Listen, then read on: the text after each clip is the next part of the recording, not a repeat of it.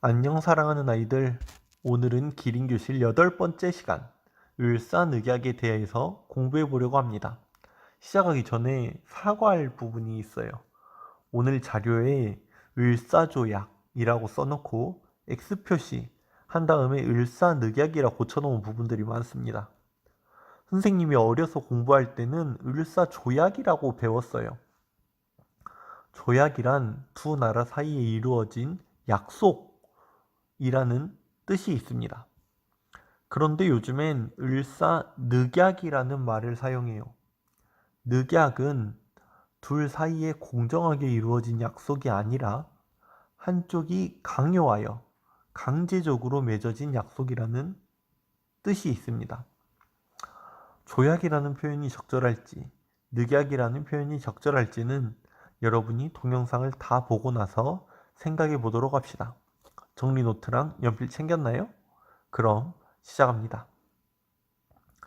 지난 시간에 배웠듯이 일본은 청일전쟁에서 승리하고도 또 을미사변을 일으키고도 조선을 얻지 못합니다.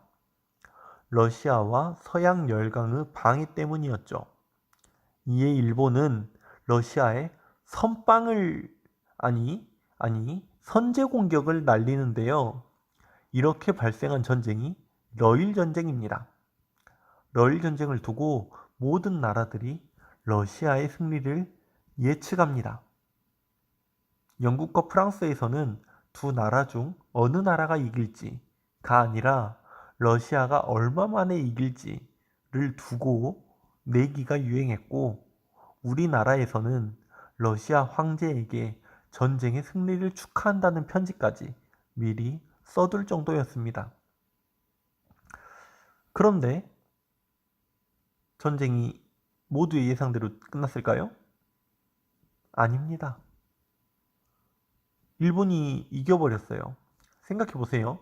여러분이 6학년인데 1학년, 2학년 동생이 여러분에게 주먹을 날리는 겁니다. 어이가 없죠? 근데 더 어이없는 건 그 주먹이 너무 아픈 거예요. 여러분이 1학년, 2학년 동생들 주먹을 맞고 눈물을 줄줄 흘리는 겁니다. 모두의 예상을 뒤엎고 러시아는 일본의 매서운 공격에 패배를 선언하고 맙니다. 그리고 그동안 대한제국에게 누려왔던 모든 권리를 일본에게 넘겨주게 됩니다. 러시아의 패배를 지켜본 다른 서양의 열강들도 일본이 무시할 수 없이 커졌구나 라는 것을 인정하고 일본과 서로 평화조약을 맺습니다. 미국은 가스라, 테프트 밀약을 맺어 미국은 필리핀을 지배하고 일본은 조선을 지배하기로 서로 약속했고요. 영국은 영일 동맹을 통해 영국은 인도를 지배하고 일본은 조선을 지배하기로 서로 약속합니다. 누구 마음대로요? 우리가 허락도 안 했는데 왜 자기들끼리 날린 거죠? 정말 화가 나는 일이지만 이때 세상은 그랬습니다. 완전히 힘의 논리였어요. 힘센 자가 곧 정의였습니다. 아무튼 일본은 본격적으로 조선의 감시와 간섭을 시작합니다. 이를 위해 그 유명한 이토 히로부미를 보내는데요. 이토 히로부미는 대한제국을 일본의 보호국으로 만들기 위한 조약을 체결하고자 합니다. 이를 위해 고종과 정부를 설득해요. 하지만 대한제국 정부는 일본의 끈질긴 설득에도 조약을 거절합니다. 대한제국은 독립국이다, 보호국이 아니다 주장해요. 이에 이토 히로부미는 직접 대신들을 소집하여 헌병을 대동한 채로 대신 한 사람 한 사람에게 조약의 찬성과 반대를 묻습니다. 자, 여러분에게 총을 겨누고 묻겠습니다. 일본의 부하로 살겠습니까? 대한제국의 신하로 죽겠습니까? 3초 줄 테니까 대답해 보세요. 3, 2, 1. 자, 여러분 어떻게 대답했나요? 이 질문을 들은 8명의 대신 중 3명이 반대했고 5명이 찬성해서 조약이 승인됩니다. 을사년 일본과 대한제국 사이에 맺은 조약, 바로 을사조약 또는 을사늑약이라고 합니다. 우리 교과서에서는 을사늑약이라고 되어 있기 때문에 앞으로는 을사늑약이라고 부르겠습니다. 을사늑약의 주된 내용으로는 외교권 박탈과 통감부 설치가 있습니다. 외교권 박탈은 일본의 허락 없이는 다른 나라와 외교할 수 없다는 건데요.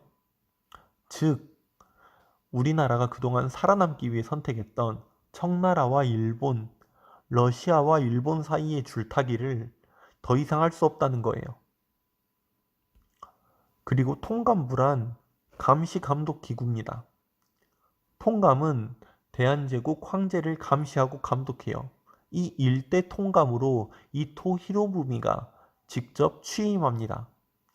한 나라의 황제를 일개 신하가 감시하고 감독하다니, 말이 좋아 보호국이지 식민지나 다름이 없습니다. 많은 조선의 충신들이 을사늑약을 막지 못함을 사죄하며 스스로 목숨을 끊었고요.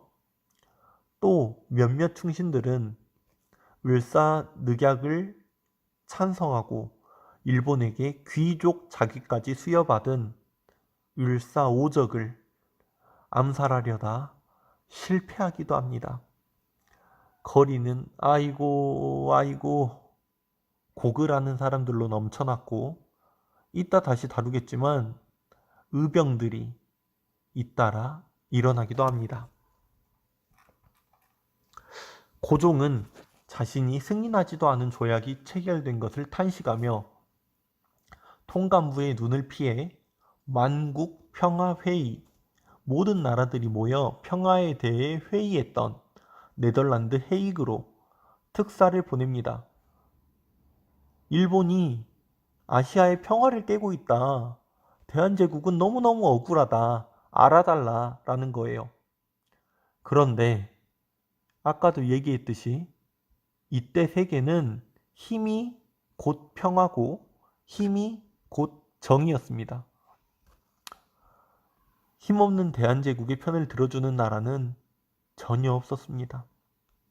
오히려 헤이그로 특사를 보냈다는 것이 밝혀지고 외교권 박탈 조항을 어긴 죄로 고종은 강제로 폐위됩니다. 그리고 고종의 병약하던 세자가 황제로 즉위하게 됩니다. 조선과 대한제국의 마지막 황제 순종입니다. 마음에 안 들면 황제도 바꾸어 버리는 일본에게 더 이상 어떻게 대들 수 있었을까요? 대한제국과 일본은 곧이어 정미 7조약을 새롭게 맺는데요. 이 조약은 통감부의 권한을 더욱 키워 반대로 우리 대한제국의 권한을 더욱 없앴고, 또 결정적으로 대한제국 군대를 해산시켜버립니다. 이제 대한제국에는 군대가 없어요. 나라를 지킬 군인이 없습니다. 한편 조선에서는 일본에 저항하여 항일 의병이 지속적으로 이루어져 있었는데요. 1895년 무슨 일이 있었는지 기억나나요? 1895년에는 일본군이 궁을 침략해서 명성황후를 죽였던 을미사변, 그리고 우리가 공부하진 않았지만 상투와 갓을 버리고 머리를 짧게 자르라는 단발령이 있었던 해입니다. 이 사건들에 반발하여 유생 중심의 을미의병이 일어났습니다. 그리고 1905년에는 방금 공부했던 을사늑약에 반발하여 을사의병이 일어났습니다. 을사의병에서 의병들은 유생 그리고 공부한 사람 뿐만이 아니라 평민 출신 의병들도 많이 나오게 됩니다. 교과서에서 배웠던 태백산 호랑이 신돌석, 등이 을사의병에서 활약한 평민 출신 의병장입니다. 그리고 정미 7조약을 통해 해산된 대한제국의 군인들이 을사의병에 합세하여 더욱 강력하게 의병활동을 해나가니 1907년 정미의병입니다. 하지만 더욱 강력해지고 더욱 조직적으로 변한 의병활동은 오히려 더욱 강력한 탄압에 부딪히게 되는데요.